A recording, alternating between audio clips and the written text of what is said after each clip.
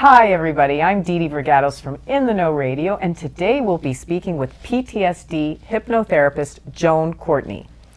Joan Courtney is a certified clinical hypnotherapist and a neurolinguistic programming practitioner. She specializes in the clinical and medical aspects of hypnosis and NLP, regularly taking adjunct referrals from physicians, psychologists, and other healthcare professionals.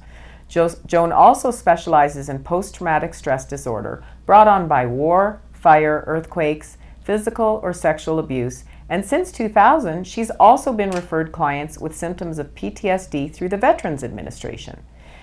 In addition to her speaking engagements, Joan is also a published author and runs a private practice in the White Mountains of Arizona with her canine executive officer, Mac Duff. Hello, Joan, and thank you for coming today. Didi, it's an honor to be invited. So, most of the hypnotherapists that I'm speaking to all have a story about what brought them into the field of hypnosis. What is it that first piqued your interest? My husband and I at the time were working with salespeople, and Didi, to motivate salespeople is a challenge.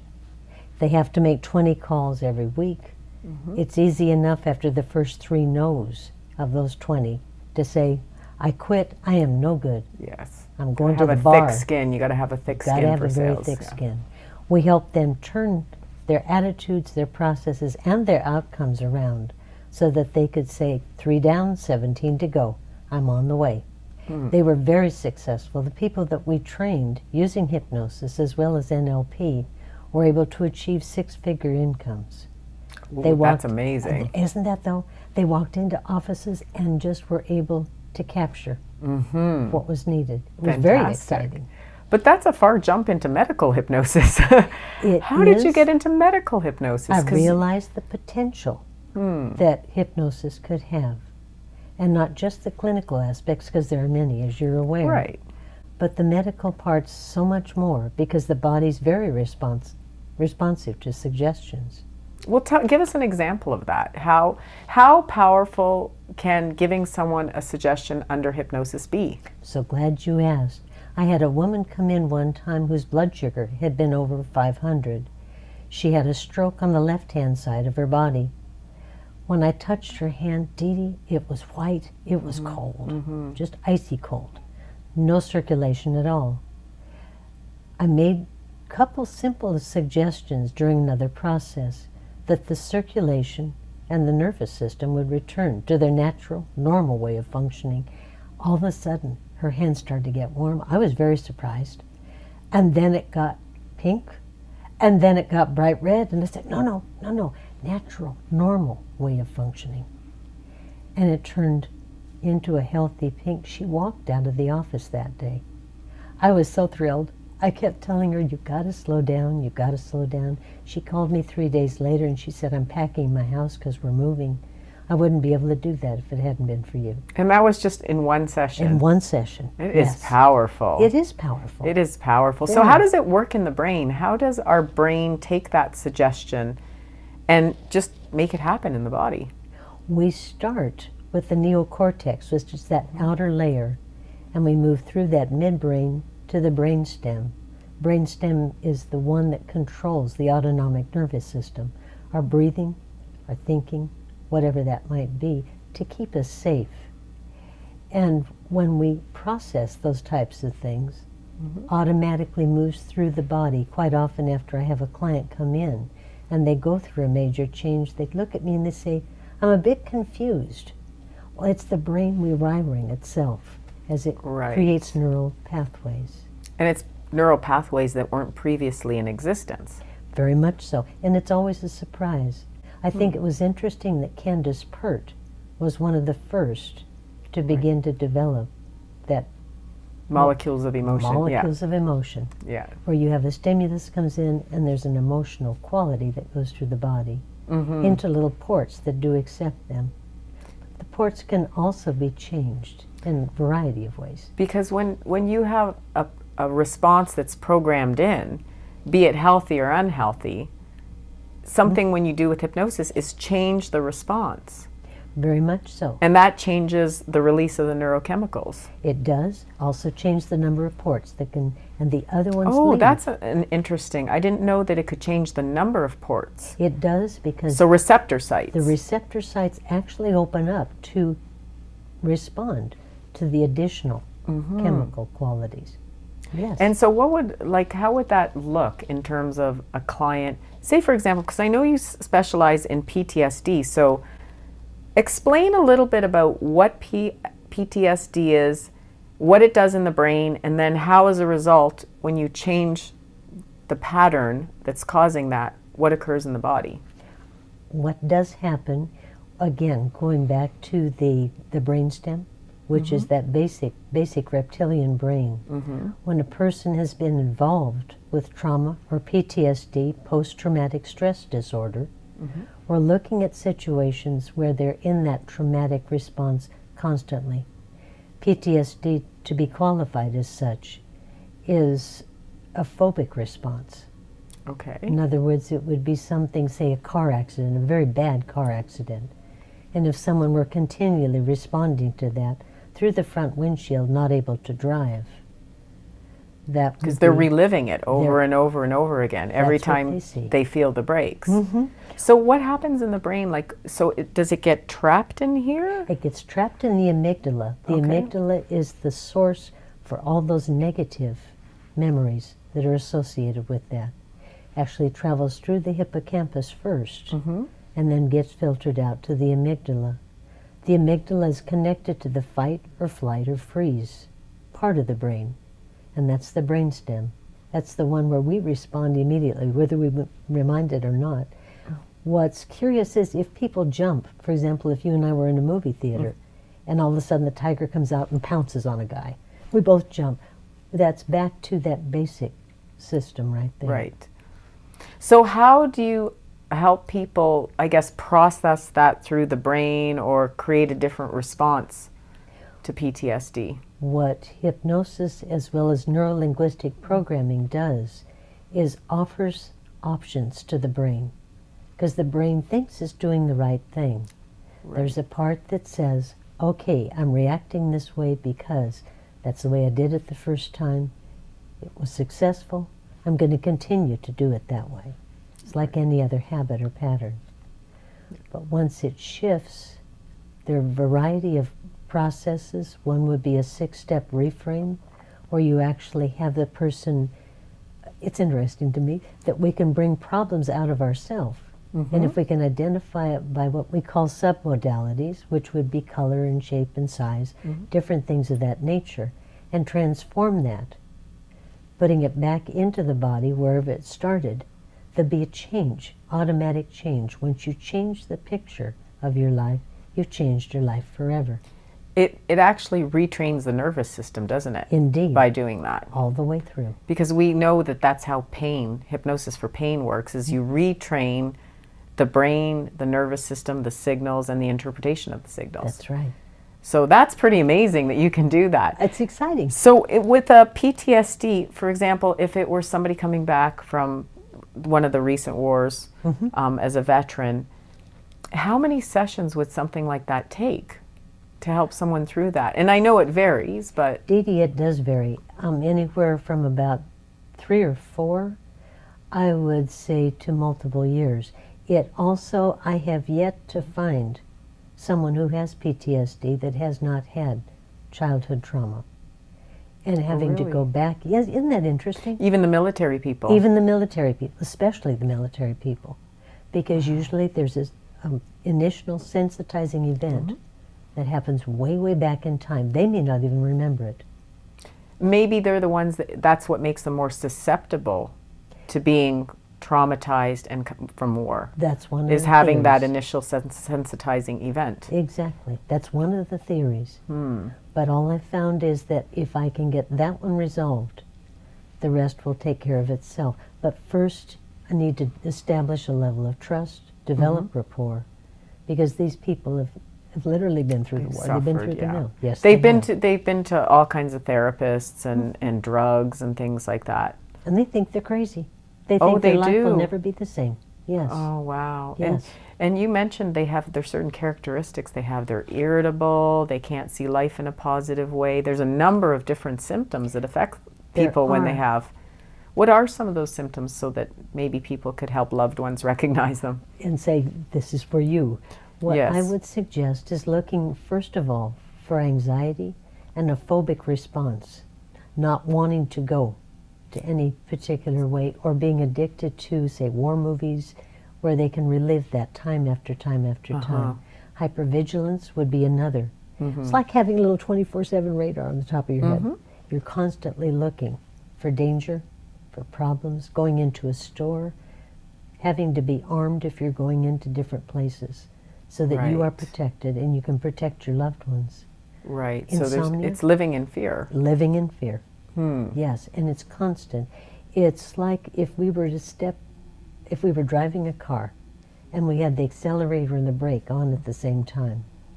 The body is running at that constant movement and not able to shift and change and relax. Relaxing is not It's not an option for people who have PTSD, is it? Not at all.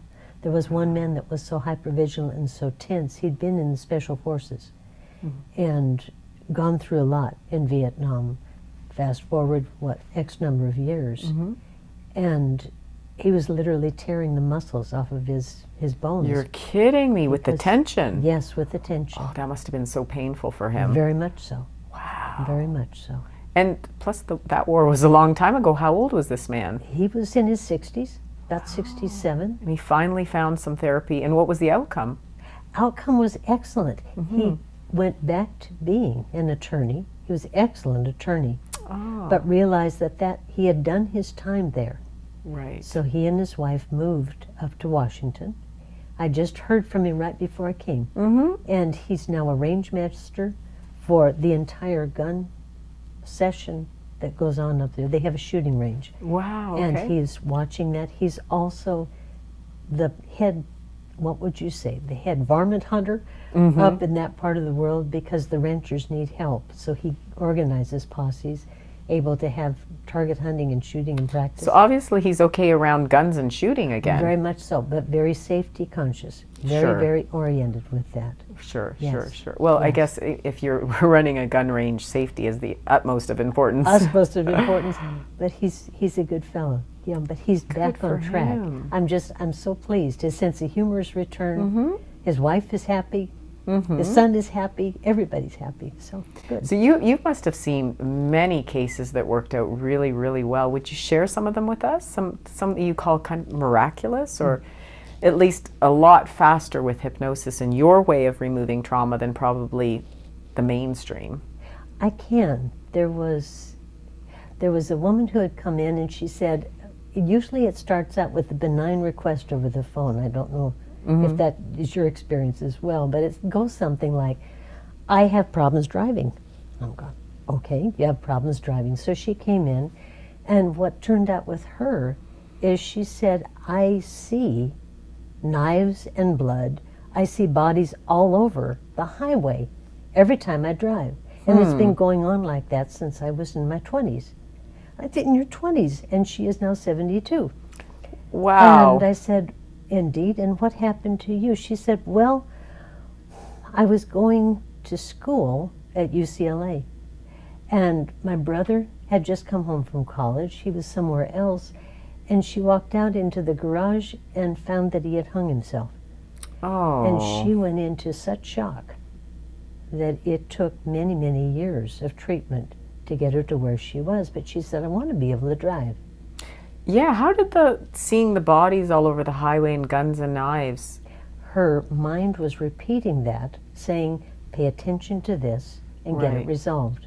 Pay Okay. attention to this. So it was trying to bring it up in a way where she could somehow, but we don't know how to resolve it. That's the problem. She didn't consciously, but the That's- subconscious is showing her, you can deal with this. But that's when we need to call someone in like you, Exactly. because it'll bring it up, but we don't know what to do with it. No, this is very true. The other part of that is I'm very aware that there are even times when, Didi, I can't help someone.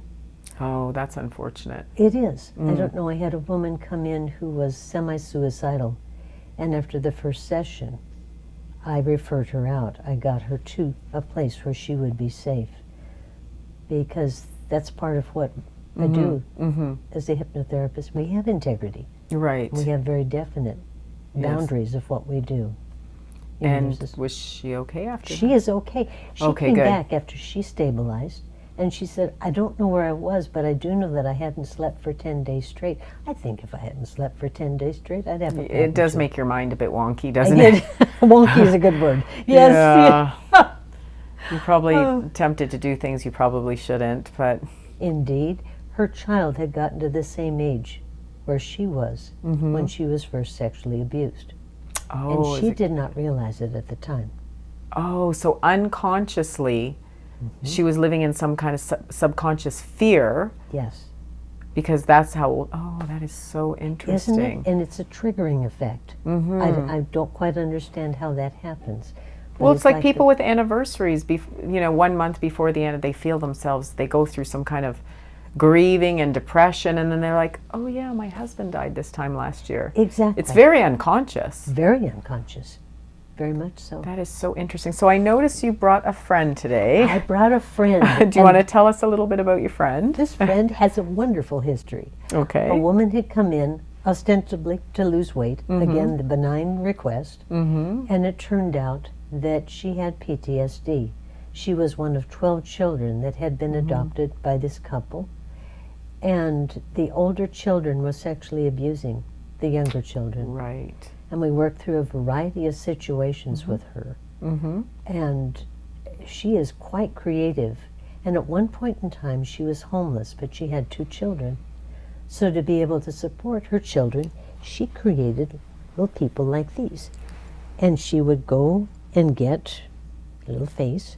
She would go and get different parts from, like, the thrift store, Sure. or Yeah. things that were tossed out. And she would use leftover lipstick and a little bit of eye makeup and make these little dolls. This is Erica Joy. She made her for me. Wow, that's nice. I thought so too. Came a long way. So how did her story end? Her story ended, she has 14 acres in South Carolina, and she is successfully planning a place where other women who have been abused can go and get help and get support. But I knew she Amazing. was on the fast track to get well when she made a little doll for Erica Joy. This is Sarah Ann Dippity. So we've got all sorts of names and all sorts of little dolls. But not only did she turn around her life, she's gone on to help other people. Very much so. She's motivated by that. And again, stabilized. Right, and the key being stabilized, because you got rid of all that trauma and all that those past things that were just, I don't know, how did she come in? She must have been, is that at the point where she was, I guess, post-homeless, or? She was post-homeless. She had married after she made these little people.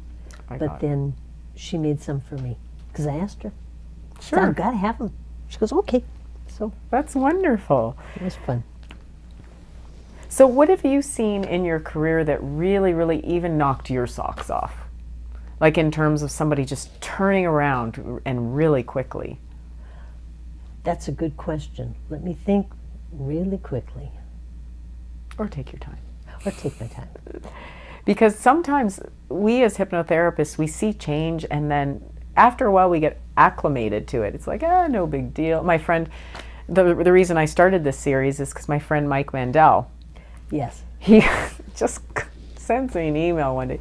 Yeah, Didi worked with a woman with, asthma on 2 inhalers. She's had it for 35 years, 1 session done. She doesn't need her inhalers anymore. So these are the kind of things that I hear often from hypnotherapists, but you dealing with trauma, I mean. Trauma's a little bit longer as Yes. far as unprocessing and unwinding. Because part of it, Didi, for me, part of it entails listening to their story first. Sure. They haven't been heard.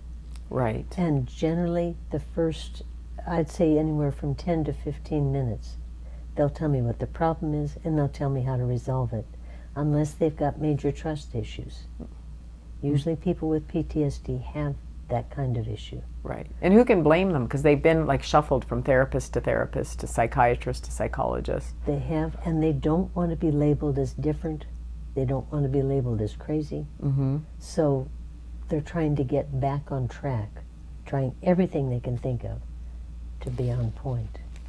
And so in dealing with people with PTSD, I mean, if you say 4 sessions, I call that miraculous. I would too. I would too. And it's amazing to me to see people shift and change. 90% of the time, my clients find relief in 1 to 3 sessions. That's amazing in It is, itself. isn't it? Yeah, yeah. And to just see major change, it astounds even me. It does. It's astounding. Yes, yes. So 1 to 3 said that. Well, there's your miracle right there. I mean, There's your miracle. somebody right there. just turning around in their life, they probably come in and they're very limited in moving forward in their life. And here in 3 sessions, they're out and running. I don't know. There was one fellow who come in with PTSD, and he felt that he had been responsible for the death of 2 other men at this base because a Right. missile had gone off. And I would say probably after 5 sessions with him, he was driving back up from Phoenix to where we are. Mm-hmm. And the fellow that had died, he said, was right next to him in the car. And he was talking with him, and he said, you know, you're blaming yourself, and it was my fault. It was all my fault. 2 days later, the report came out, yes, it was this other fellow's fault. So, again, that was a miracle to 3 me. sessions, yeah, that's amazing. Very much so. So, Very much so. and do people with PTSD, do they have pain in their bodies as well? They can get variety of pain. I would think all the tension and being stressed out and tensed up with the brake and the gas on at the same time, like you said, that man's muscles were peeling off of his bones. They were. Because I know hypnosis is very effective for pain, and you have a great technique that has them remove the feeling or the sensation and then pop it back in and realign the nervous system. It does, and that happens very quickly. Yeah, that's a fast one. Isn't it a fast one? It's a fast one. Oh, the interesting part about that is that some of my clients are actually using that process themselves. It's something people can totally do. Yes, it is. We call it the spin technique, but yeah. And just So very, it's very very easy. effective for pain. It's very effective, and it is so fast. It is, and it's fun to do. And it works well with PTSD as well. Yeah, very much so. That's amazing. Very much so. That's amazing. So what else have you seen in your clients? There's a man that just recently came in. He's been a police officer for 20 years. And second marriage, second child coming. And very, very stressed because of the on-the-job stress. He's been seeing people that had died in different houses that he walked into. Didn't know what to do with those images. Felt so badly about that. But just was not able to sleep. All sorts of different things piling on him, because they're usually events that happen prior to that triggering source. He was making a left-hand turn and all of a sudden thought he was having an aneurysm in his head. As a result, he had that phobic response to turning left at any time. Didi, you can't always turn right in the town where I am because there aren't that many streets to turn around in. Exactly. So he had come in and he said, I understand you can help me. I've done everything else. I've been to the ER 3 times because I thought I was having a heart attack or an aneurysm, and I thought I was going to die. I didn't know what my family would do without me. After 2 sessions, he is making left-hand turns. I get phone calls saying, Joan, I just made a left-hand turn. I just made another one. And with complete calm. Complete calm, complete confidence, laughing. The next session, when I go back, what we're going to be working on are the people. He has 4 in particular. He's seen so many over the years. Yeah, the deaths. The deaths. Yeah. But he said there was one in particular. The little girl was the same age as my daughter. He said, I just fell apart. That's So interesting. again, that personal association can do And so that. you helped him to remove that trauma of seeing. I And will. most people would be horrified to see a little girl murdered that was Exactly. the age of their kids. Exactly. I'll do that when I get back. Another policeman up in Coeur d'Alene, when I was working there, had been called to a murder scene of a family and walked in, realized that it was his best friend and his best friend's family. And he could not handle that. So he came to me ostensibly because he couldn't sleep at night, and his wife said, "You got to do something." And he said, "Nobody else knows this because I get fired from the force." Right. So we worked that out, and after 3 sessions, he was sleeping, he was calmer. He went on to be the top level shot in they have a competition, pistol competition, and he won high honors. And he couldn't even make the target before then because he was so anxious. So traumatized, Yes, sure. very much so. Sure. Yes. So if you could leave our audience with just some words of wisdom about what they could do for themselves if they experience or they think they're experiencing post-traumatic stress disorder, what would that be? First thing I would do if I were in that situation would be to identify what's going on. What do you actually feel? If it's, again, that phobia, or if it's anxiety, if it's panic attacks, constant ongoing panic attacks, for no reason that you can imagine. Hypervigilance, determine what the listing is. There are many that are on the internet under PTSD. Sure. And those are the symptoms. And those are the symptoms. If they're manifesting the symptoms. Because the physician is the only one that can diagnose. Sure. As a hypnotherapist, you and I can work with them on the symptoms to help relieve those symptoms. But I would also go to your doctor. I would go to the doctor first, rule out everything else, because sometimes it could be like a brain tumor, but quite often, it's something way back from the past that's been long, long forgotten. And you're going, where does this go from here? What do we do from here? So I would go from the physician and get the services of a trained hypnotherapist. Who specializes in trauma. Who specializes in trauma. I would recommend that because not everybody can deal with trauma. No. Hypnotherapists. No, Some they are, it's like doctors. Some are general practitioners, some are experts in building confidence, some are experts like Melissa Roth in, medical hypnosis and acute and chronic disease. Your specialty is PTSD, so I highly recommend that anybody who wants to get trauma removed really go to somebody like Joan, because she's a specialist in her field. I thank you. You're welcome. You're welcome. I work very successfully with people that have these problems. Well, you do have the Veterans Society sending you. I do have. Association, pardon me, sending you, so that's a good sign. Thank you. Wonderful. Well, thank you for being our guest today. It I'm was a so pleasure. pleased. Thank you for having me. You're welcome.